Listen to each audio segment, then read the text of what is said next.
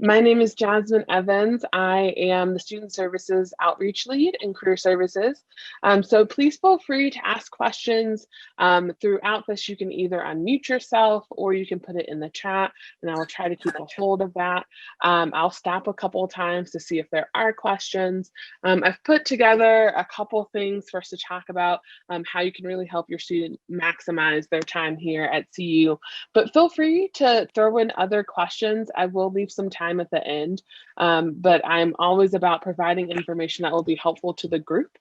So feel free to either message me privately or message the group, and then I will get those questions answered, because chances are if you have that question, we all know other folks do. Okay, can folks see the PowerPoint? Okay, awesome.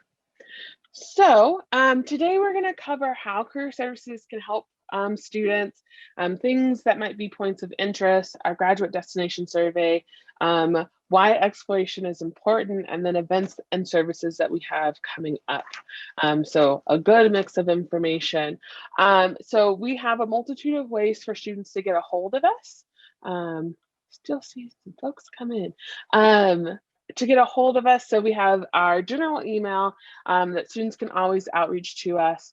And then we also have virtual drop-ins Monday through Friday, 1 to 4. And that's a really great opportunity for a student to just show up, no appointment. Hey, I need help getting started. Hey, I have a question that's quick about a resume. Hey, I got a job offer and I'm not sure how to navigate this experience, really to get started. And then from there, it's kind of like a triage situation. If their problem is bigger than what can be helped in about 15 minutes or less, then we'll be moving them on to connecting with a career development advisor, someone like myself or other folks, which I'll talk about in the office, that would be dedicated to helping those students in either a 30-minute or an hour setting. But a drop-in is a great place for all of your students to start. If they're just like, I don't know, this seems like a lot, they can just find those on our website. They can also call us if they have any questions, need some more, want to hear a voice. We have people on our phone lines throughout the business day, Monday through Friday. Our website is also full of information that you and your students can access. So please reference it. We have articles written about a multitude of things. We have resume templates that they can access and download into their Google Drive. Lots of other information on our website. So please visit that if you haven't. And then we also have live chat on the website that are housed by folks in our, or worked by our folks in our office Monday through Friday, 9 to 5. So if you get on the website or your student gets on the website and you're like, oh, I'm looking for this thing, Jasmine mentioned this, I'm not sure, what am I supposed to be looking for? You can just live chat someone, it'll pop up on the front page whenever you log into our website. In this past year, our office has really made a transition to figure out how to better serve our student population and our alumni. So now, if you've heard about our office before, this might sound a little bit different than what you're familiar with, but we have moved to really helping folks that are embedded in each of our colleges across the university. So there are 1 to 5 career development advisors that are dedicated to specific colleges to help students and employers make connections, have a better understanding. So there's that specialization. So we have folks within CMCI, folks within arts and sciences, engineering. So there's 1 to 5 people that can help with that. Those folks, if you go to our About Us page on our website, you can see who that dedicated advisor is. Now, if your student ends up meeting with somebody else, they're also going to be helpful, but we have those embedded people there to kind of cultivate that knowledge and then spread it to other people in our office. So that's an option. And then we have population specific advisors for our graduate students and our alums. So if your students have already graduated from CU, or you have multiple students, so you have a student that's currently enrolled and a student that has already left the university, what's great about CU is that we have career services for life. So a student can come back and meet with us throughout their life. They get at least 2 free appointments every year, and it typically 2 appointments is all they need. But then after that, it's a low cost. I think we're in the 30s or 50s. for a cost per session. If you're going out in town or doing it privately, it's a couple $100s a session. So we're really trying to support our students in a multitude of spaces, even while they're here and once they leave. And if your student is interested in graduate school or is a current grad student, our graduate student advisor is really dedicated to helping people navigate not only the academia world, as it be also moving into industry and the bridges in between that. We also employ a lot of students in our office. So we have student staff that we have our outreach and development coaches, we have our front desk staff, we have our health professions advisors, and then we have some other embedded peer career advisors. So if your students are looking for work opportunities as well, I would tell them to check our office out as we're hiring, typically in the spring, but it's a great place to work. I supervise our outreach and development coaches, and they always comment on how this experience has helped them build, understand themselves, connect with employers. So great student employment opportunity there. And then we have our employer team, who are magical people who connect with folks all over the nation and world to bring in employers for either events, career fairs, one-on-ones, all of those opportunities for students to not only hear from folks who are currently doing the work, but also have the chance to create and cultivate mentorship opportunities, internships, all of those things. So we have our employer relations, our events team, and then we do on-campus recruiting. So if your students aren't familiar, you're not familiar, we host interviews when we're in person in our office so that they have a familiar space to interview. And then now that we're virtual, we're hosting online an interviewing platform. So where folks can post interviews that they have open for positions, students can apply, and then they can set up those interviews. I'm seeing a chat come through, so I'm just going to double check it. Oh,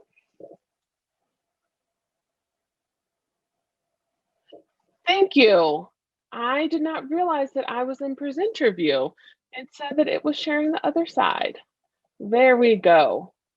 Much better. Thanks, folks, for letting me know. Does that look better? Okay, better side. Okay, awesome. Gotta love Zoom.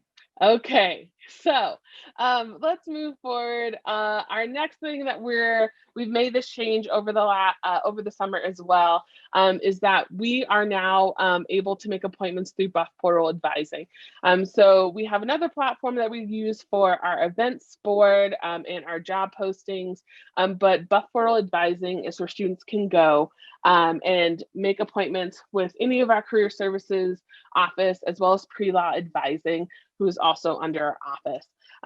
This is really easy. If your students are already meeting with their academic advisors, they go to the same place to schedule with us as well. We're a tile on the left-hand navigation towards the bottom of the page. So if you're trying to help them find it, it's literally a career services tile on that website.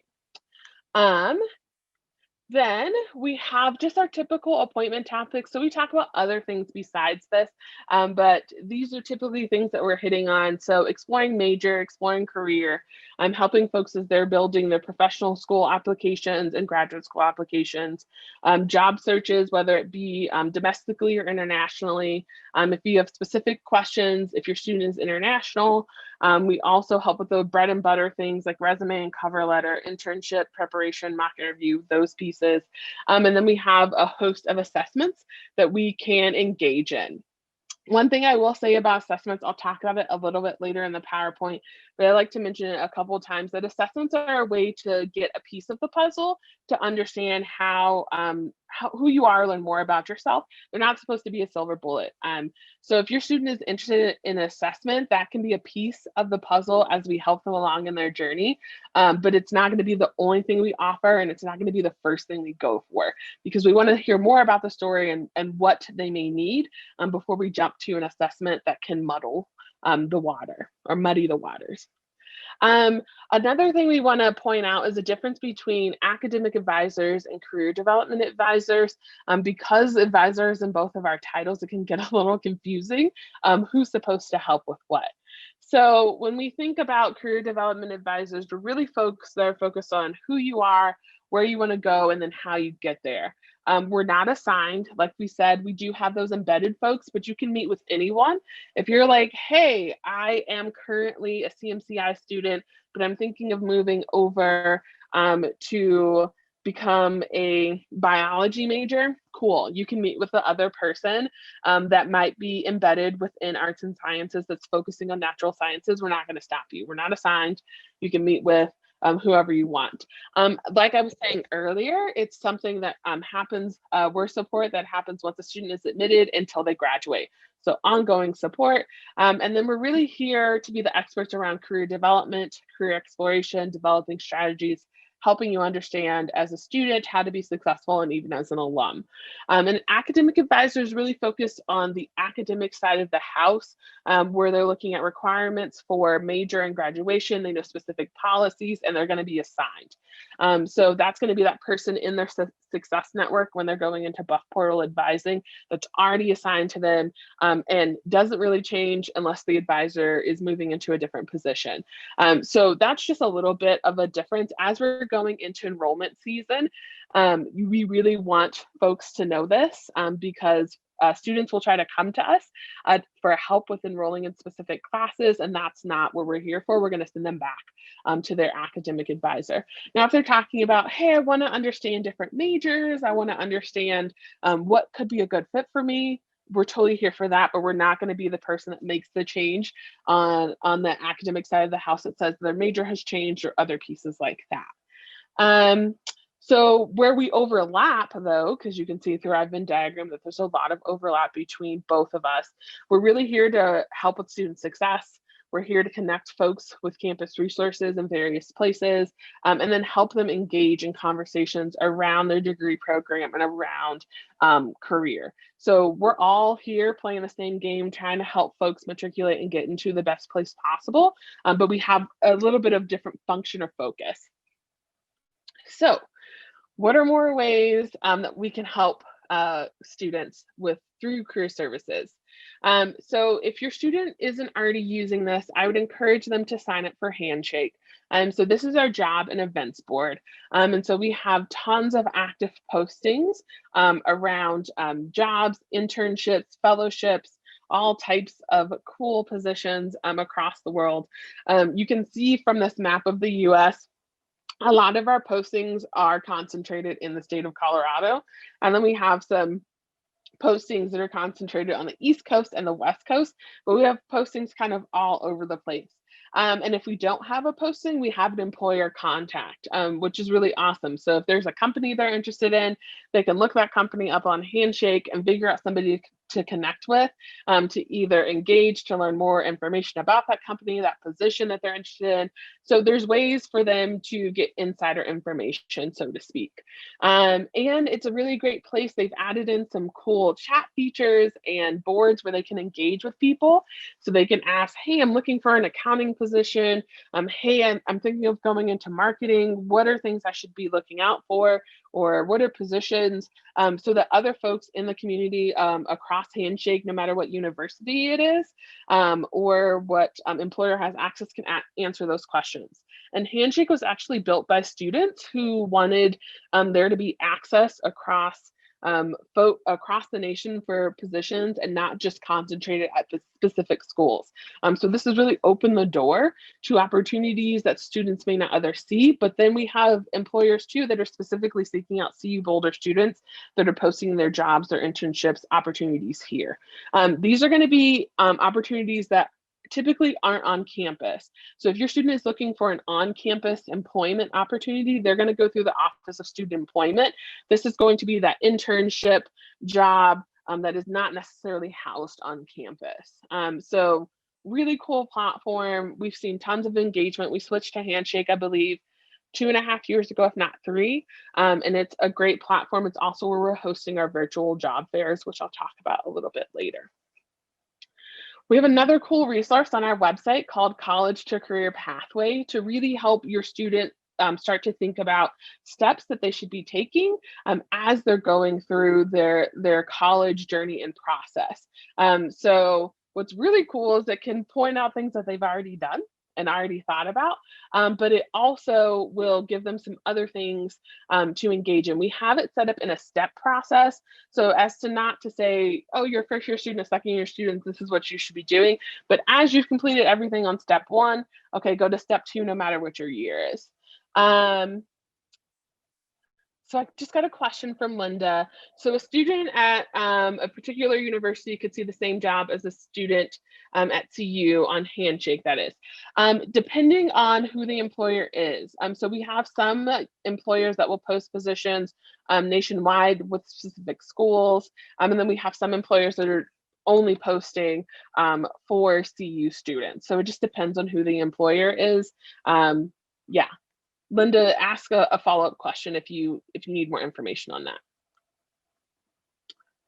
that. So I see one more reply. Yeah, so Kelly is asking, how do we usually work with first year students? We say always, you can never start too early. So rather we say start early and then we can figure it out. What we really focus on with first year students is helping them kind of narrow down. You've had all these life experiences, you've ended up at CU. What are you wanting to do next? Starting to answer some of those larger scale questions of what impact do you want to have on the world? What things are you trying to navigate through? What do you want to do while you're here at CU? What can we get you connected with to make a more concerted effort and plan? What we often see is we'll end up with juniors and seniors that come to our office and are like, oh, I just figured out I should be here. And we have to kind of like skip a couple steps. But coming in as a first year student allows us to have time if we need to change the route. If we figured out something along the way that is like, ooh, we need to shift, you have figured out, which I'll talk about on the next slide, that you need to be in a different location. So we have figured out that you're not going to stay in Colorado. You need to be in California where your family is. Okay, let's start to think about how you can make connections, how you can start to gear yourself up for an internship, what skills you need to be building. So as they're working with us, the longer they're working with us, the more benefit they can get from our services because we can tailor it along the way for their journey. I'm seeing a question from Karen. What do your resume writing services look like? So we don't write resumes for students. We do help them in the journey for composing their resume. As I mentioned a little bit earlier in the presentation, we already have templates on our website to help students figure out a good starting base for their resume, and then they can come to us and we'll help them in that editing process. We also just launched a software called VMOC. It's an artificial intelligence software that gives students real-time feedback and ratings on their resumes. So a score of 0 to 100, and then gives them areas to work on. It gives them also possible formats. That software is also set up to be based on their particular college or program. So they pick that college or program. We have specific requirements that we're looking for that particular major, either because of understanding from communication with the college or the industries that particular degree may lead into. We will give them a format. So those are the services that we're offering around resume writing. We also have tons of workshops, which I'll talk about a little bit later. We have a How to Write Your Resume, Resume 101 weekly workshop, or bi-weekly, workshop, happens twice a week. So we can do all the things with the resume writing. Feel free to ask more questions. So yeah, this is a PDF document, or this is a document you can view on our website or download as a PDF. So if your student hasn't seen this college to career pathway, I would encourage them to, just because they can start to check off, okay, I finished step 1, step 2, here's where I'm going, or wait, I'm already on step 3. Okay, how do I make the most use of what I can do in step 3? So I would check that out if you have the time. Something we also want to put on everyone's radar is major alone does not equal a student's career. So there are all these factors that come into place. What is going on in the economy, what skills they have, what interests they have, what culture they either come from or trying to go into, their family roots or ties. So all of this will come together to create what a student will be focusing on in their future career. Things to also keep in mind are, as we navigate our world, we're seeing a whole bunch of careers, which I'll talk about on our next slide, that are showing up that weren't necessarily there when your student entered college. And so just focusing on what you can do with that particular degree really limits your view. So we really encourage folks to explore, whether it be through majors, clubs, different classes, internships, to think about minor certificate programs, how to really get a full skill set, and think about what they might do. What we're seeing right now, so most of your students would fall in what we're calling Generation Z, and all the data is showing that most students within Generation Z are going to have careers in 6 different industries or areas throughout their lifetime. So it really does major, while it is important, can open the door and get some things going. It is not the only thing that's going to decide with their careers. So we encourage you to have your student and yourself think about that, of what other possibilities are out there. I'm seeing a couple of questions come in. Thank you, Abby, for posting that in the chat. So if folks haven't seen, Abby has posted in the chat the link to the College to Career Pathway if you want to check that out. So some jobs that we're seeing come up in the future. So healthcare support, healthcare practitioners, personal care and services, computers and mathematics, and community and social service. So all of these fields are on the rise. All of these things are growing. So again, that is not always necessarily related to a particular major. I think about folks that I knew as I was an undergrad, who we later went on different areas and continued into grad school, and they had completely different majors than what they're doing now. I have folks that I was friends with that were math and music majors that are now practicing doctors. So it really, a major will lay the foundation, will give your student what they need to then bounce off and go where they want. So as we start to think about what employers are looking for, it's going to be a multitude of things. So as we're having conversations and employers are coming in, this is what they're reporting. So this information is coming from NACE, the National Association of College and Employers. And you can see those skills towards the top of this list aren't particularly related to one specific major, allowing them to have that.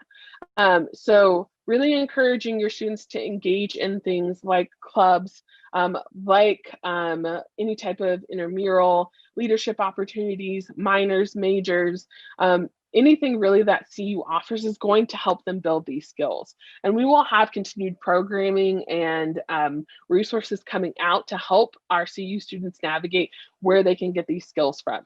You can get these skills from a part-time job. You can get these skills from helping out with family, within your faith community. So it doesn't need to be one particular place, but I would encourage your students to start looking at this list to figure out how they're building these skills and where they can get them from. So how to figure out what's next. So there's so many different things. We've talked about how there's all these fields coming into place, what employers are looking for, how someone might choose their future career. I believe it was, let me see. It was Kelly who was asking how we help first-year students. And this is something that you might see us do with a first-year student, as well as how to figure out what's next. So how do we start to narrow these things down? So this is called kind of basically like a brain dump. So this is the particular student's actual map where we put together, hey, this is who you are in the center. What are you looking for? What are things that are important to you? And how does this all connect? This student was actually one of my student staff members who graduated not too long ago and now is working in a startup, I believe is in an assistant director role, 2 years out of undergrad, working in a great company. And we were able to do this mind map with Bailey, and really start to think about what are all the experiences that you have? What are the themes that are going around the things that you're doing? What do you want to focus on? And she really figured out, okay, I really have a thing for leadership. I really want to continue to have the ability to be creative. So she's working in a startup, and she's helping lead other folks that are coming in. She actually runs an internship team now. So this is just a brief kind of snippet into what kind of work we would be doing with a student. Is let's think about reflecting on past experiences. So we would ask questions like, what are summer jobs that you enjoyed? What are the classes that you really enjoyed? What do you lose track of time with? What do you spend your free time doing? Who are mentors in your life? And then this creates this mind map, and then we start to come up with themes and figure out ways to move forward. We also have these things called challenge cards that we then, oops, excuse me, wrong slide. So we also have these offerings that are related to particular majors. If you're on our majors and minors page within the university of these I want to do things. So at CU, we have over 40 majors, over 40 minors within arts and sciences alone. And there are so many different certificate programs. So when we start to think about how that can build into various career paths, we made these cards called I Want to Be. And you can see the various topics. I want to work outside. I want to work in sports. I want to work in healthcare. And then when you flip these cards over, so these are the physical versions of what you would see online. And it talks about, okay, majors to consider, minors to consider, experiences to consider, to also help students figure out what those path points are. This is what I was getting to, our challenge cards. So talking about the contribution that students want to make to the world. So what do they really want to focus on? And again, this is another way to reverse engineer a student's path. You'll probably hear that a lot. It's a term that's used a lot around the university, is reverse engineering, starting with where you want to go, and then let's think about how you get there from the other end. So this is a really cool way to help students expose them to opportunities, to things maybe they weren't thinking about, maybe were in the back of their head, but they didn't have words to necessarily put to it. And then talk about this new idea and ways to possibly get there. These start off very cool conversations. I've used challenge cards in a lot of my appointments with students, and they're like, I never thought of this. And that's kind of the beauty of career services too, that our job is to help expand your students' minds. Typically, we may know 50 positions or occupations that exist in the world when there are thousands. So this really kind of opens this up, and these cards are fairly new. I think we got them in around 2019. So thinking about where our world of work is going as well, not just where it's been. Okay, so these are some of our assessments that we have. We have the Strong Interest Inventory, Clifton Strengths, U-Science, and the Myers-Briggs Type Inventory. So some of these assessments have costs associated with them, and then some of them are free. Again, these are all supposed to be pieces to the puzzle to help your student figure out where they're going, pieces of their personality, how to be successful, how to be fulfilled. Often we find especially when our alums are coming back and they're saying they're very unhappy in their job, it's because they're doing something that maybe isn't aligned with their personality, their skill set, or their actual abilities. So this helps on the front end so that they have that information. They're also really powerful in helping students find language to communicate about themselves. So you probably have seen these little beings from birth all the way till now, and you are not sure, they're not fully sure everything that you see.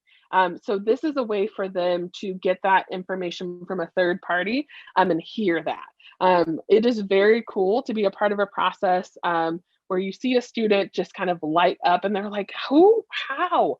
What, these are all these things that, yes, I've been thinking in my mind and I just didn't know how to say them. So this puts them in a completely different playing field with confidence, sense of belonging, and then allows them to really navigate the world of work, understanding their worth and what they're bringing to the page. A lot of employers now can hire, 12 different mathematic majors, and they all have the same skill set, have all been trained the same way, but each of them are very different people and bring very different things to the table. And so by coming to appointments with us, talking through these things and using things like assessments, we help them figure out what makes them different, what makes them stand out, so they can communicate that information and really stand strong amongst possible competitors. So assessments are helpful. I want to point out one particular assessment that we have brought on board within the last year called U-Science. So this is a free assessment for all students to take, and it's built in a cool way where it is based within brain games. And it's an aptitude and interest assessment combined. So not only is it going to figure out what you're interested in, but it's going to tell you what you're strong in, how you process the world, how you show up on teams, how that may impact how you show up in school, your social life and work.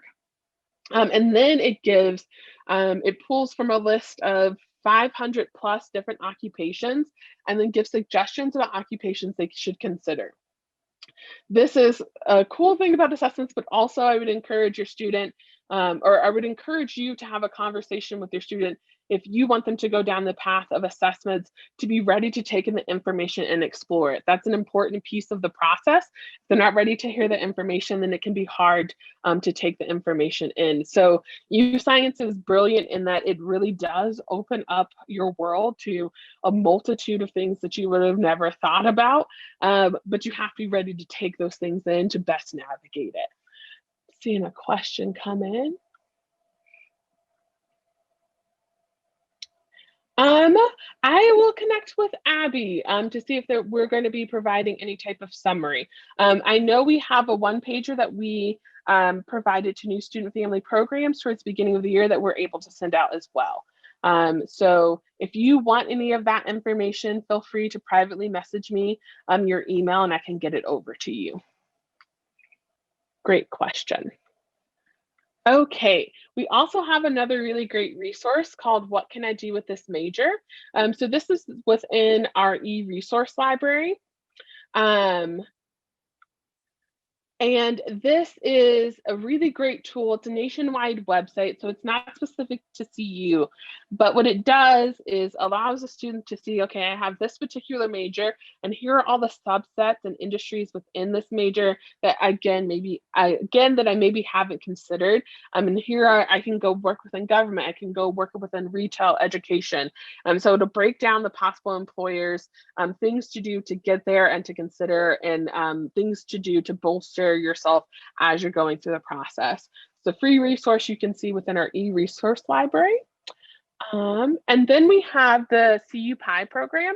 So this is the CU Public Interest Internship Experience. I happen to be one of the co-directors of this program. So we have seen over 166 interns come through to over 70 organizations within I think the last 15 years. So this is a program where students can apply to work in government or nonprofit in associations that are around the Boulder, Denver area. And this is a program that happens over the summer. So students are able to apply and submit their resume and submit interest for particular organizations, and then they are able to get a paid internship. So we created this program for two reasons. One, because we were seeing in the particular area of government and nonprofit, which touches almost every sector of industry someone would ever want to be involved in, that 70% of those internships were unpaid. So that really kind of makes it tough on students to take those unpaid internships, especially if they're in a place of financial need.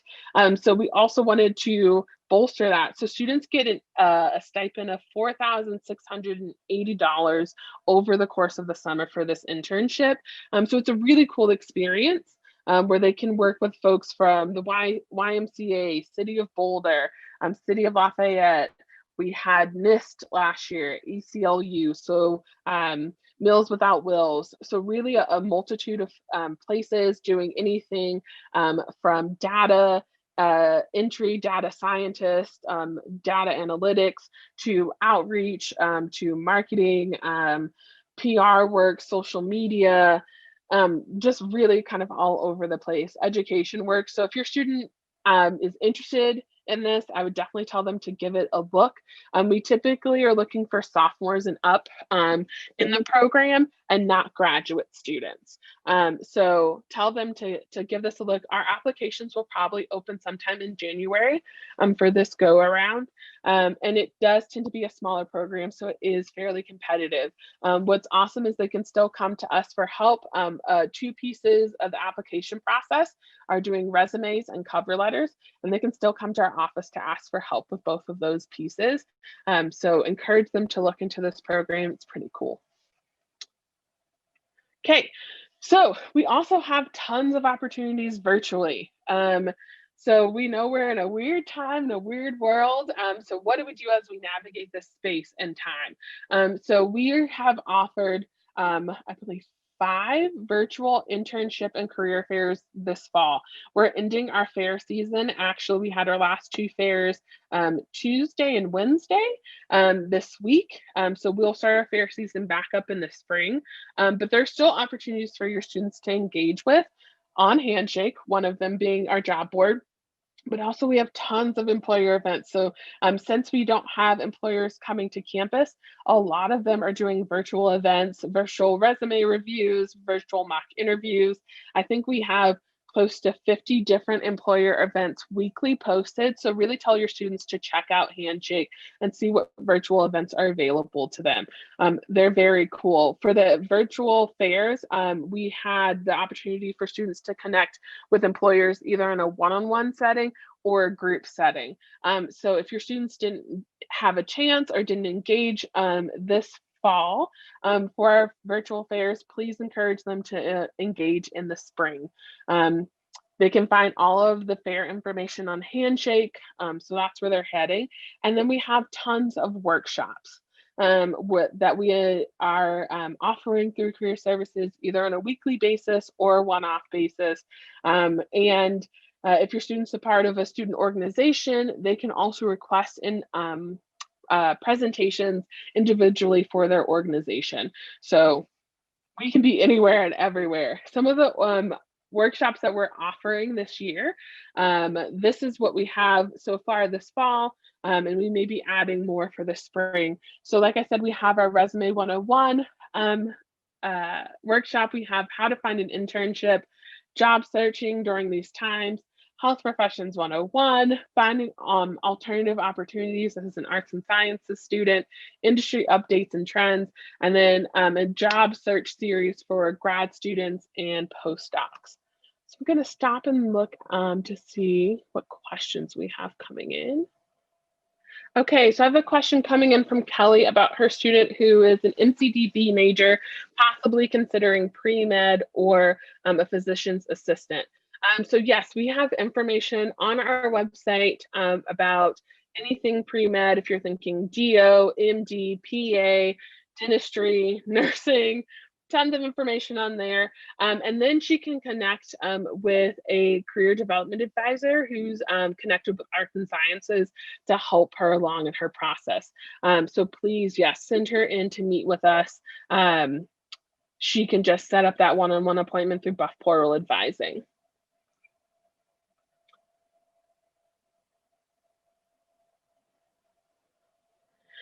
Okay. So I have a question from Amy, I believe, asking about how did the number of companies participating in your virtual career fairs this year compare with previous years? Amy, we've actually seen a good amount of participation, either on par or a little bit higher from companies coming to the virtual career fairs. Like I said, our employer team kicked butt and has been out there really connecting with our employers to get in. Abby, thank you for adding in that health professions link, as well as how to get started with health professions. But yeah, we've seen the same number of engagement. We even have seen a little bit of a higher engagement for aerospace and defense fair. We actually saw 100 more students attending that fair than we have last year. So we're still seeing engagement from the student side and from the employer side. I'm seeing a question from Aaron. Are freshmen or first year students eligible for any internships? My son is a business major and will take a gap next semester since it's been all virtual this year, wondering if he can do a CU sponsored internship while taking time from school and working here in San Francisco. So we don't have CU sponsored internships. He is more than welcome to look through Handshake and also connect with the business school. So the business school has their own career services office. If he's not aware already, he should connect with them to see if there are opportunities that he can engage in while he's in San Francisco.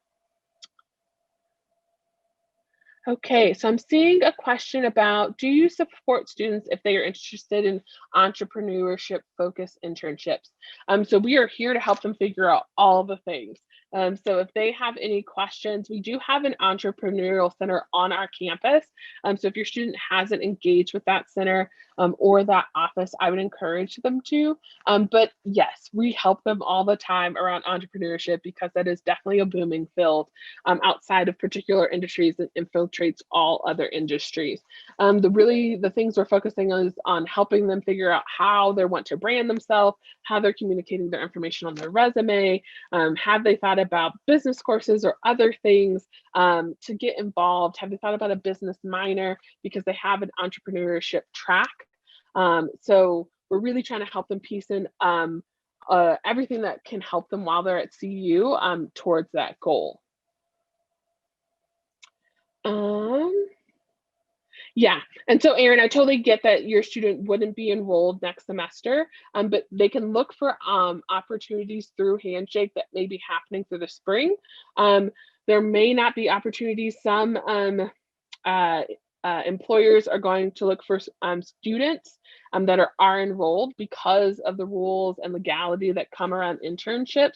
But I would encourage him to look on Handshake to see what opportunities are available. And then he can always reach out to the companies individually to see what opportunities may lay there. Okay, so I have a question about my student is a first-year student.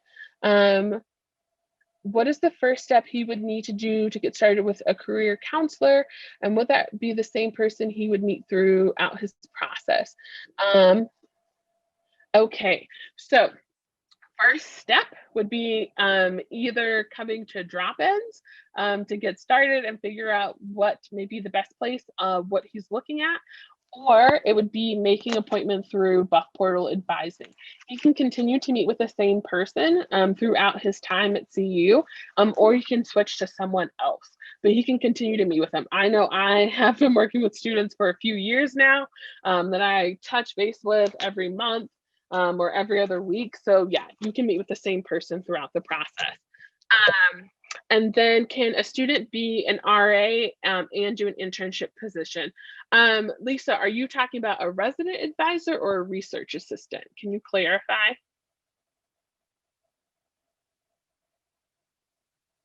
And then I'm seeing a question about getting the link for Handshake. Abby, would you be able to pull that from our website? We'll make sure you get that, Jennifer. Okay, I'm going to continue forward. Lisa, if you can clarify if it's a resident advisor or a research assistant. Are you talking about somebody that would work in a research position or lab, or are you talking about somebody that would be working within the residence halls? And I'll come back to questions. Okay. So as we look at information that we're getting from our outgoing students to help us figure out within the first 6 months of graduation, this is what they're reporting back to us, that 62% of them are engaged in full-time work. 13% are in graduate school or professional school. 9% of them are engaging in part-time work, and then 8% of them are seeking employment. And then the other 8% that is the other, that would be students who are sometimes engaging in volunteer work abroad and trying to create residency. Now, these numbers may continue to change because our world is continuing to change, but you can access our graduate survey information on our website if you want to know more. And there's a cool Tableau feature where you can dive in based off of majors, based off of particular years of graduation, all of those things if you want more on that. So as we think about what we're continuing to navigate in our world, we just wanted to talk about how our family partners can continue to help students as they go through their journey. So listen and encourage open discussion. That's the biggest thing. Students may come in with a wild idea that you have never heard of, but we always encourage you to listen and have that conversation with them just because it could lead to a very cool place. And like I said, there's a lot of things that we don't know in the world that we have to get exposed to. It would be really important to reinforce the idea that major and career decisions aren't permanent.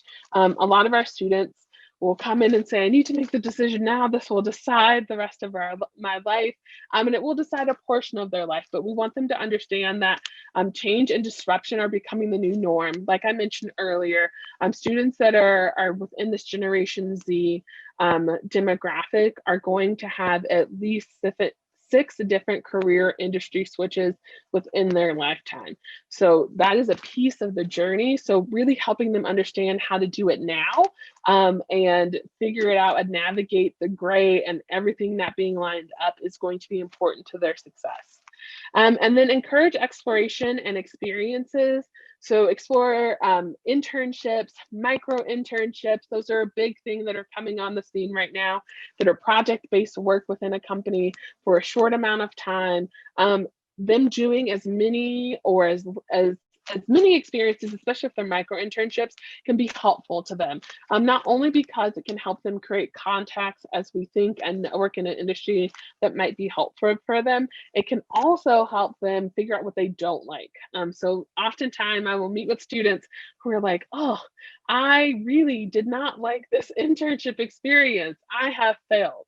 And I'm like, no, you have actually really done a brilliant thing. You have learned a lot about what you don't want in a future experience. You have learned a lot about what you want to do in the future.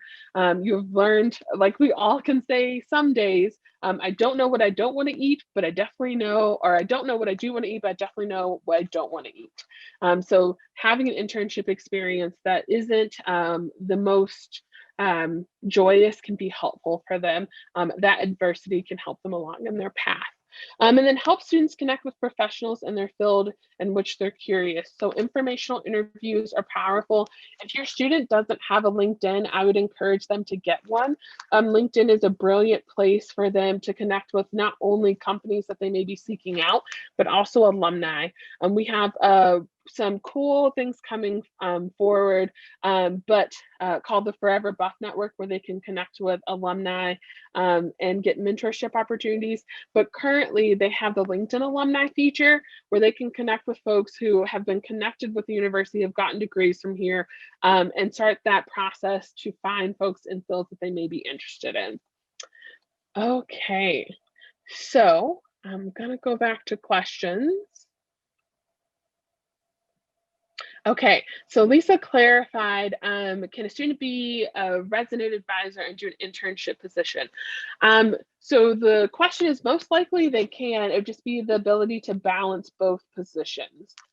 So do they have enough time to be present within the halls, have the things that they need to do, handle those responsibilities, and also do their internship? If the answer is yes, most time they're good to go. Okay. And then Abby's just putting some information in the chat about Handshake.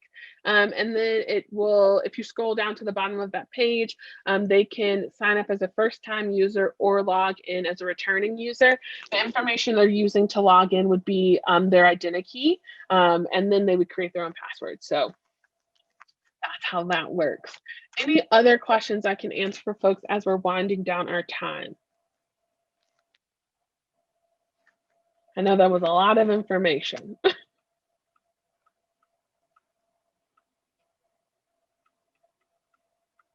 The biggest thing too that I want to kind of leave folks with as we end is that your student does not need to have stuff figured out in order to come work with our office.